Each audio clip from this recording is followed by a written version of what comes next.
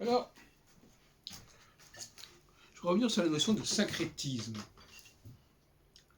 Il me semble qu'en réalité, la question du syncrétisme est au cœur de mon travail. À telle enseigne que je compte proposer à un éditeur un gros ouvrage qui pourrait s'appeler Traité du syncrétisme et qui comporterait 3 volets majeurs qui regroupent mes différents travaux.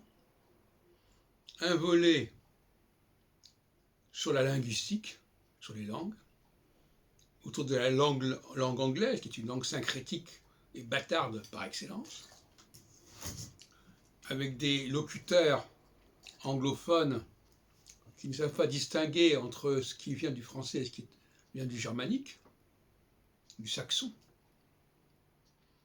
Un volet sur la Bible, avec des juifs qui ne savent pas distinguer entre ce qui est de l'ordre de la maison de Juda et ce qui est de l'ordre de la maison d'Israël. Toujours un problème d'ignorance, le public ne sait pas. Et puis un troisième volet sur l'astrologie, avec là également du syncrétisme, comme on peut en imaginer, entre différentes écoles, différentes tendances, entre astronomie, astrologie, etc. Et on pourrait en trouver d'autres. Le syncrétisme se nourrit de formes de mimétisme. Il y a aussi un syncrétisme au niveau de Nostradamus, parce que dans les centuries, il y a des choses qui sont complètement incompatibles. J'ai fait une conférence en 2001, je crois, sur Antoine Crespin, où je montrais que Crespin avait publié des quatrains antisémites, et que ces quatrains antisémites avaient été repris dans les centuries. Et de ce côté-là, les centuries auraient repris en vrac tout un ensemble de choses qui ressemblaient à des Nostradamus, qui ressemblaient à des quatrains, et qui pouvaient être dues à différents auteurs d'ailleurs, comme Morgard pour la question des Cisins par la suite.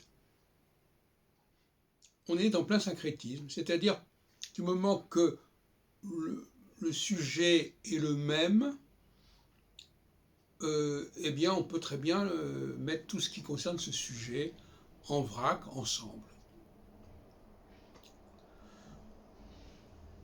D'ailleurs, je voudrais regarder si chez Bourdieu, si je viens de parler de Bourdieu dans une autre vidéo, si le mot syncrétisme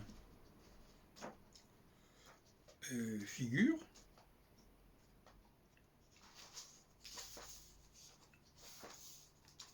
Je vois le mot système, je vois le mot synchronie, mais il n'y a pas de syncrétisme. La synchronie, c'est tout à fait autre chose. La synchronie, c'est la structure, enfin, c'est tout ce qu'on voudra. Proposition à la diachronie.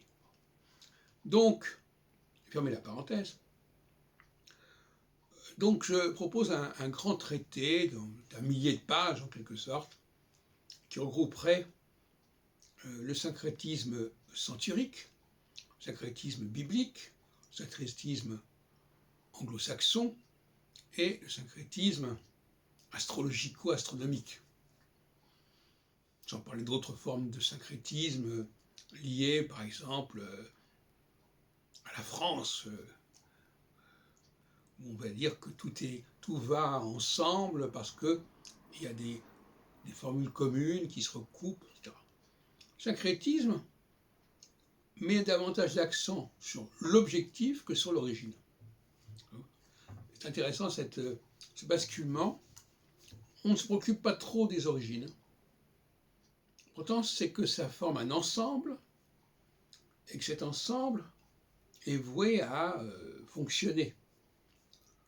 Ce qui va se produire pour la langue anglaise, qui va se produire pour les centuries, qui va se produire pour la Bible, unité biblique, et qui va se produire pour l'astrologie. Donc derrière ce singulier, il y a une pluralité, il y a une diversité. Et donc, la pensée syncrétique doit être étudiée de très près et au fond, elle implique de la part des utilisateurs, des usagers, une méconnaissance profonde de l'histoire, une ignorance, mais même une sorte de désintérêt pour l'origine des choses.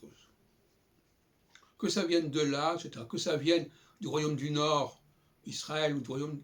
Ce n'est pas grave, on va mettre tout ensemble, et on va dire dans les synagogues, écoute Israël, qui sont des propos tenus par Ézéchiel contre le royaume du Nord.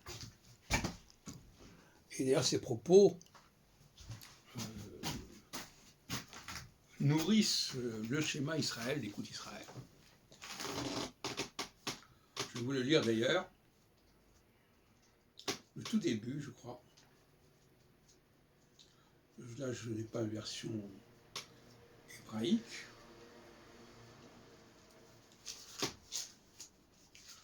Alors, il y a beaucoup. Quand on vous donne, pour l'écoute d'Israël, il y a plusieurs références qui sont données. On dit que c'est pris de ceci, de cela. Mais à mon avis, Ézéchiel est bien placé pour être une des sources du schéma Israël.